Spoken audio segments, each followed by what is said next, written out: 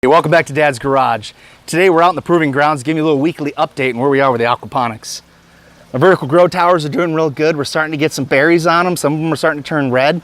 You can see we have a tomato plant, the peas all coming up. A lot of experimental to see how it does. My gargantuan tomato plant has been doing fantastic. Of course, I've been trying to battle these caterpillars that have been showing up. I use BT and the neem oil, and that's supposed to fight off bugs, caterpillars, aphids, and whatnot, but I'm still finding them. So if you guys have any solutions, ideas, thoughts, please let me know. My clips are doing real good. You can see the plant is following right up alongside there. In fact, the bean plant is tying the tomato plant to it all on its own. So I love when nature works for you like that. The peas, looks like I got to get another clip on this guy here. No big deal. I got 10 new ones printed up. Onions are doing good. They're leaning all over the place, but hey, they're looking good. They're looking real good. My lettuce bed, look at this. Oh, these are growing so nice. Here before long, we're going to be having even more salads. I did make a harvest last night for lettuce. I had a huge salad. It was just amazing. It didn't leave any aftertaste in your mouth. It tasted fantastic. And I'm sure it's a combination of it being all organic and, you know, the fruits of my labor. But instead of pulling them out, I just nipped them. I cut what I wanted and left it in there. So there's this huge root base in here. And so I'm hoping that it will continue to grow. It'll give me some more lettuce. We'll see. I think I heard that you can do that once. We'll find out for sure here on Dad's Garage. Tomatoes, look at that strawberry. Almost there, almost there. Some tanks looking pretty clean and clear. You know, there's some sediment in the bottom, but that happens.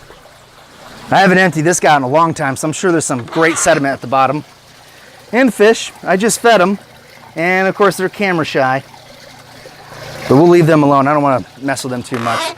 The duckweed bed, as always, is giving me an ample supply of duckweed. We'll take a look at the garden.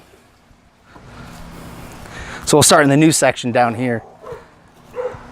Got a couple pumpkins here. We have the squash, honeydew, cantaloupe, all coming along real nicely. Gray zucchini, this whole back row is all peas and beans, and they're coming along real nicely too. In fact, I got to get the trellising up so they have something to grab onto as they grow up. The tomatoes, that's another future project. I have to figure out a way to economically support 17, 18 tomato plants. You know, those cages are $5, $8 a piece, and the way I have built my mounds, I don't think the tomato cages will do me a whole lot of good. Brussels sprout, I think it's doing real good. Cabbage, squash. Looks like we have some leaf borer bugs here. I'm going to have to figure out how to deal with those guys. Kale. Looks like my beets aren't doing so happy. I'm going to have to give this nice water in later today. Swiss chard. I mean, look at this. Oh, these are the cilantro. I don't want these flowers on here yet.